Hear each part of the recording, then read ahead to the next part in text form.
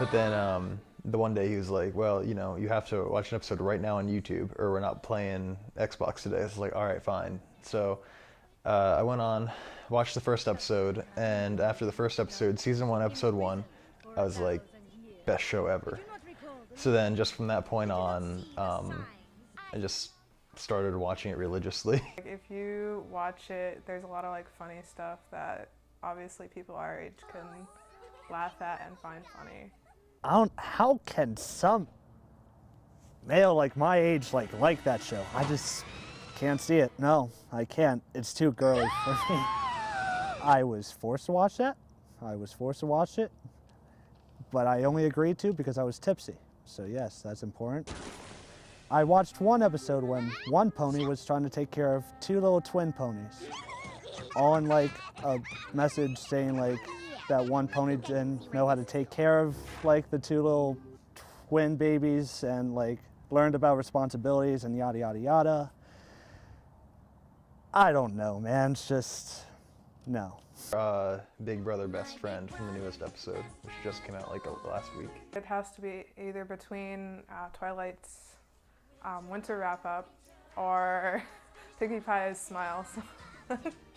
There is some adult humor that maybe only adults would understand, but it's not as bad as like some kid shows that like if you've seen them you're just like wow, and I thought that was for kids.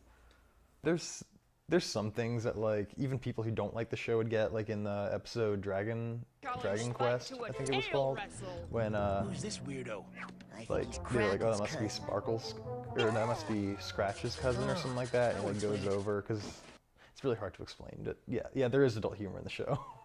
Well, technically at one point Luna was a bad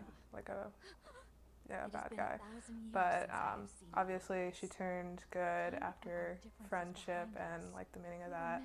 And then The first villain that you see in the show is Princess Luna, which is also known as Nightmare Moon, and that's kind of like her alias, and she's like come back to get revenge and everything, and you can kind of see that, sure, she is a villain, but she's not really that scary because it's kind of engineered towards little kids.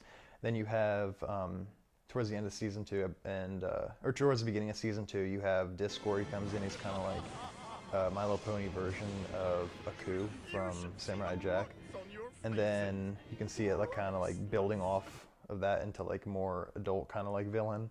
And then the villain they had at the end of season 2, which is the Changeling Queen. She looks pretty evil. Like she's got holes in her hooves, a bent horn, and everything. So I think they're starting to take the fan base and take what they learned on the fan base and put it into the show. There's Zecora, the zebra, who's like, what is she, Jamaican? I don't know what she is. Yeah, something like that. Other characters are Grumpy. He's like the mule who's really angry all the time.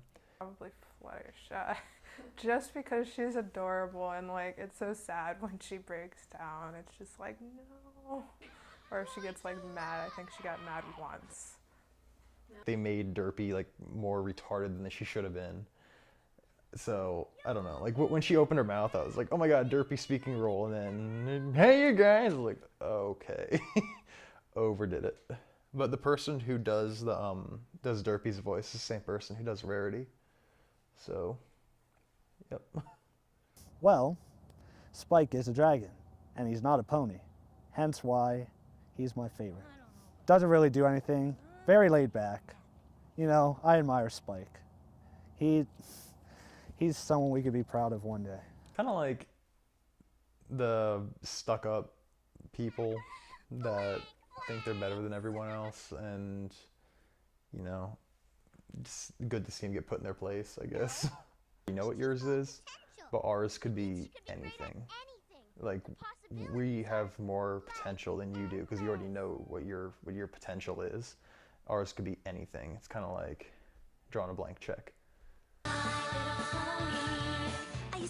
I'll say 1 star. Is that even a question? 10. 11.